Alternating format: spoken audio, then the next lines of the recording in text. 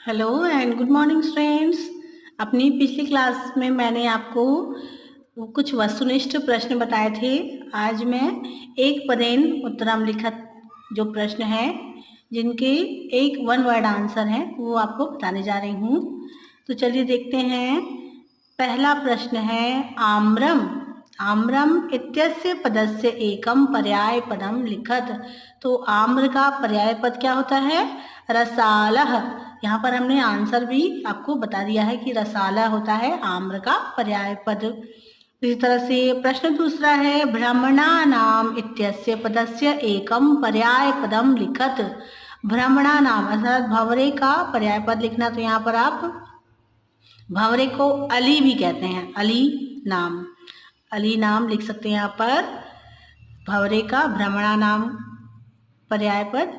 फिर है नीरसः। नीरसः इत्यस्य विलोम पदम किम भवति। नीरस का विलोम पद क्या होता है? तो नीरस का विलोम पद होगा सरसः। इस तरह से कठोरम इत्यस्य विलोम पदम लिखत। कठोर का विलोम क्या होगा? कठोर का होगा मृदुम। इस तरह से अगला प्रश्न है कवि काम संबोधयति। कवि किनसे कह रहे हैं? कवि जो कह रहे हैं, जो अपने पहले पाठ में कवि है ना, वो किससे कह रहे हैं? वाणी से कह रहे हैं ना। फिर अगला प्रश्न है स्वर्ण काकः कान अखादत। जो स्वर्ण सोने का कौवा है वो क्या खा रहा है? तो स्वर्ण काकः तंडुलान अखादत। तंडुला जो चावल थे वो खा रहा था सोने का कौवा। फिर है कुत्र दरिद्रता ना भवेत। कहाँ पर दरिद्रता नहीं दिखानी चाहिए? वचन में, बोलने में कौन सी दरिद्रता? अगर आप किसी को नम्रता पूर्वक बात करेंगे, है ना, तो इसमें कोई आपके पैसे तो खर्च होते नहीं है, इसलिए हमको सबसे अच्छे से बात करना चाहिए, नम्र होकर। विद्या ददाति विनयम। नम्रता है ना, हमको जो विद्या है वो उनसे विनम्रता ही तो मिलती है सबसे बड़ी।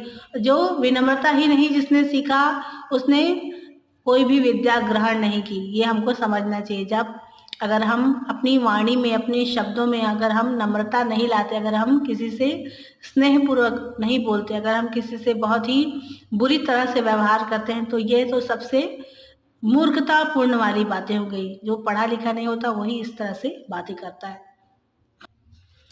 इसी तरह से और भी प्रश्न है आगे।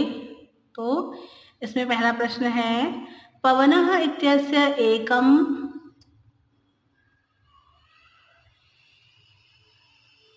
पर्याय पदम लिखत। पवन का एक पर्याय पद लिखना है। तो यहाँ पर पवन का पर्याय पद होता है समीरः।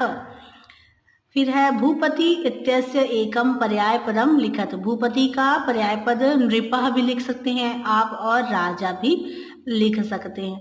जैसे शीघ्रम इत्यस्य विलोम पदम लिखत। शीघ्रम, शीघ्रता अर्थात जल्दी करना, तो शीघ्रम का विलोम पद होगा मंदम।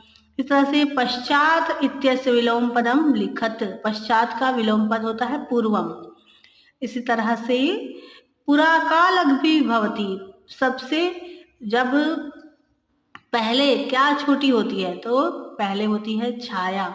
छाया छोटी होती है पहले, बाद में फिर लंबी होती जाती है। दिन के बाद वाले प्रहर में पहले छोटी होती, बाद में लंबी। ऐसे ही जो सज्जनों की मित्रता होती है, पहले वो छोटी होती है और अंततः धीरे धीरे वह बढ़ती जाती है। जो सज्जनों की मित्रता होती है वह। इस तरह से प्रासाद कीदृशः वर्तते। जो महल था वो किस तरह से दिखाई देता था? तो प्रासादः स्वर्णमयः वर्तते। प्रासाद जो महल जो था वो स्वर्णमय था। इस तरह से तुला कीदृशी आसीत। तुला जो थी, तराजू, वो कैसी थी? तो तुला कैसी थी? लोहे की थी, लौह घटिता। तुला लौह घटिता आसीत। इस तरह से आप आंसर लिख सकते हैं। और भी क्वेश्चन देख लेते हैं स्टूडेंट्स। पहला है सरस्वती इत्यस्य पदस्य एकम पर्याय पदम लिखत। सरस्वती का पर्याय पद लिखना है, तो सरस्वती का पर्याय होता है वाणी।